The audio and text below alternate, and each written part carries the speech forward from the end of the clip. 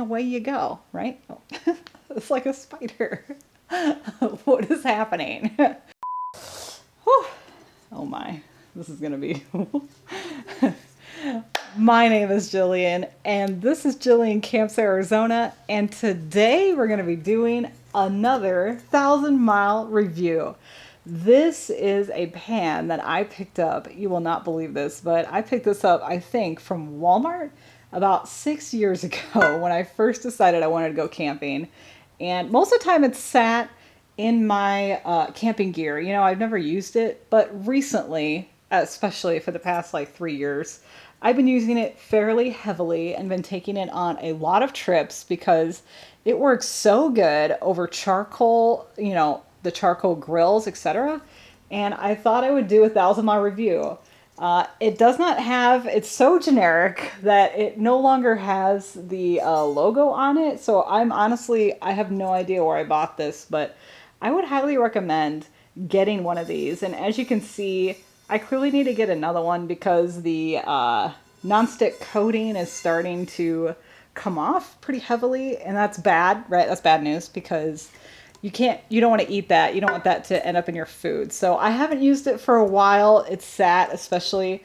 I used it to make hot dogs for Prashant and I, and then I started noticing that the nonstick was coming off. So I have not used it since then. I've been too worried to use it. So I'm probably going to end up either throwing it out or donating it or something, giving it away, you know. And I'll probably get something very similar because I love this pan and I cannot believe how good it is to make eggs in, right? So it's just such a simple pan. I think I bought it for like $10 from Walmart or something like that, okay?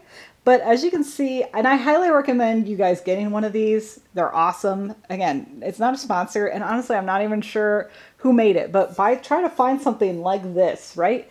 Where it's got a long handle that folds in, you know, into the pan itself. And then once you pull it out, it becomes very stiff down here so that it can't break off easily. And, you know, you want to make sure to make sure that it's got a nice surface area, especially non-stick for when doing eggs or for doing multiple things, right?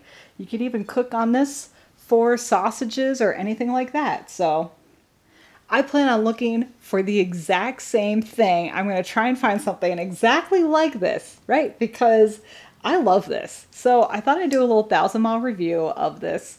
And as you can see, it's pretty heavily used. You know, I'm sure you can see that there already, that this is from cooking the sausages. I started noticing that it's coming, you know, the non-stick is coming up and off and that there's rust on it. I've tried scraping that off, but I just end up scraping off the actual outer coating. As you can see back here, when I tried to use like a steel wool in order to clean it a long time ago, and it just scraped the outside surface, and now I just have that, you know, so that's not great. You know, again, I've used this pan pretty heavily.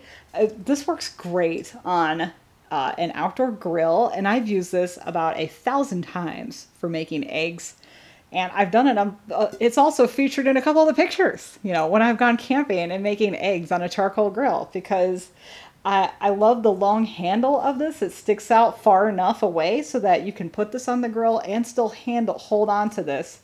And because the handle is rubber coated very nicely, it means that you can grip it when the grill is piping hot, right? So you don't want anything too difficult to use when you're out camping. So something simple like this can kind of go in your base cooking kit, right?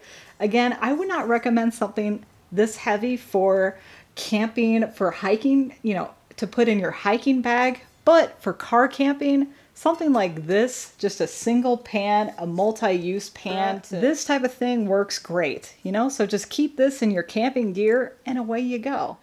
Anyways, so I just thought I'd do a 1,000-mile review of this generic pan. I don't even know where I got it from, to be perfectly honest. I have no idea. So anyways, thank you all for joining me on this Jillian Camps Arizona video.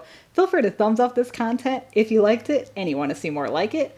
Also, if you're not currently following me and you want to follow me around, feel free to hit that subscribe button below. Or you can like my page on Facebook or on Instagram. That's at Jillian Camps Arizona. Thank you so much for watching, and I'll see you in the next video.